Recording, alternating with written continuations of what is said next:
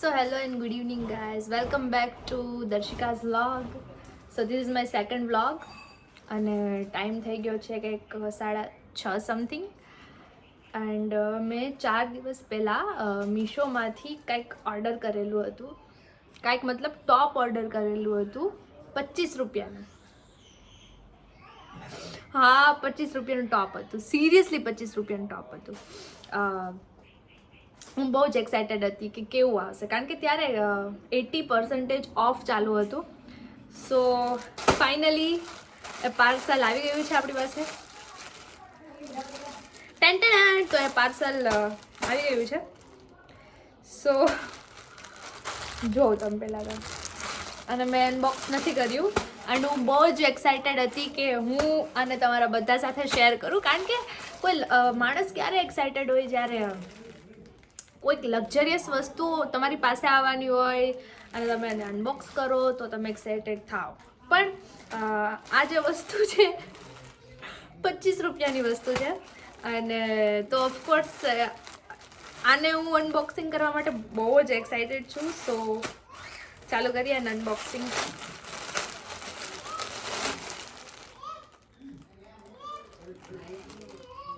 So guys,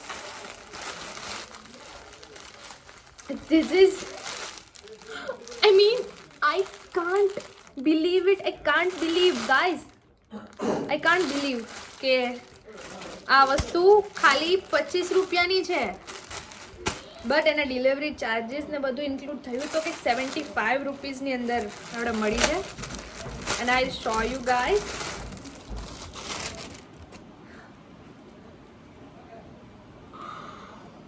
OMG, this is only for 25 rupees. Look at this. Fab free, આનું મતલબ જે brand છે એનું ફેબ ફ્રી છે, એમ સાઇઝ છે. I can't believe, I can't express my feeling.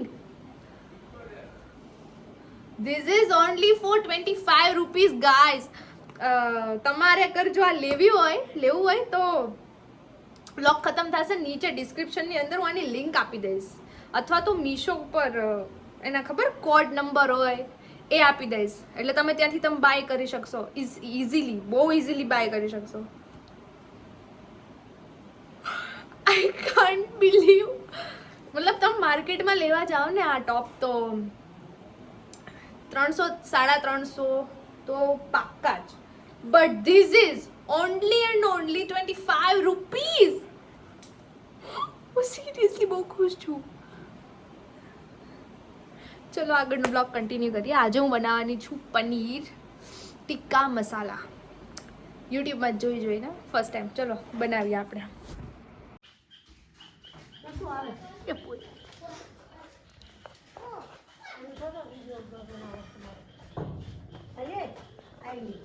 અહીંથી ઉતારું. ગાઓ હવે ગાઓ.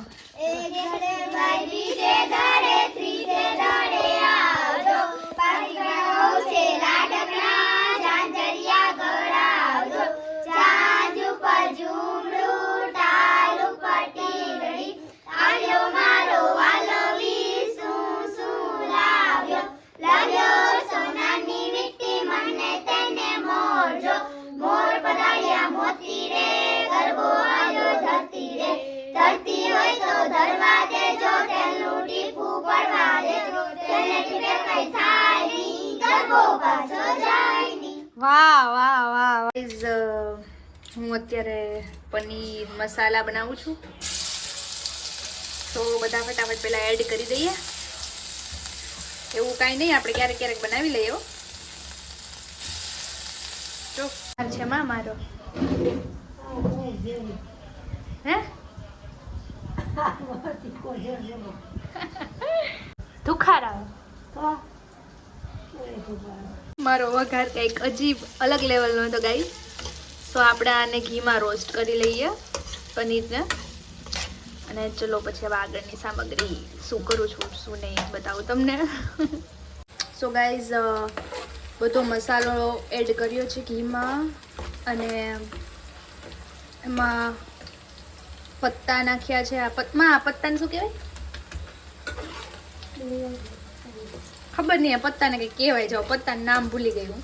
મતલબ આ બધું આવું એડ કરી દીધું છે મેં, ને ડુંગળી સોતે કરી દીધી છે. હવે નાખશું મરચા, એને સરસ રીતે સોતે કરશું આપણે. એક 2 મીડિયમ સાઇઝના મરચાં લઈ લીધા છે, કશ્મીરી મરચાં, એને આપણે એડ કરી દઈએ.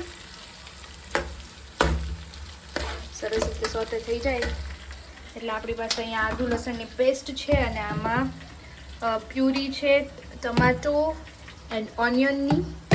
સો યુપ, લસણની પેસ્ટ એડ કરી દઈએ. ગાઈઝ બધા મેં મસાલા હતા એમાં એડ કરી દીધા છે. જો સારી રીતે પાકે એટલે આ ચણાનો લોટ છે, શેકવો એકવો નથી, એમને આપણે જવા દઈએ છીએ, બરાબર. તો ચણાનો લોટ આમાં આપણે એડ કરીશું. મેં ચણાનો લોટ પણ એડ કરી દીધો છે.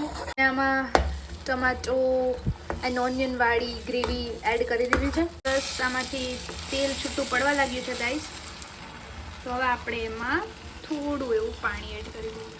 બધી જ વસ્તુ સરસ રીતે કૂક થયા બાદ મેં એમાં પનીર એડ કરી દીધા છે. તો ગાઈસ હવે એકદમ ઢાબા સ્ટાઇલ પનીરનું શાક આપણું બની ગયું છે. એમ તો અમને પણ આવડો, ક્યારેક ક્યારેક બનાવી લઈએ. અમેઝિંગ. તો જો આવું સરસ મજાનું ઢાબા સ્ટાઇલ પનીરનું શાક મેં બનાવી લીધું છે. ગાઈસ તો ફાઇનલી કુકિંગ કમ્પ્લીટ થઈ ગઈ છે, રસોઈ બની ગઈ છે. તો હવે જાઉં છું પેટ પૂજા કરવા. તો મળીએ પેટ પૂજા કરીએ.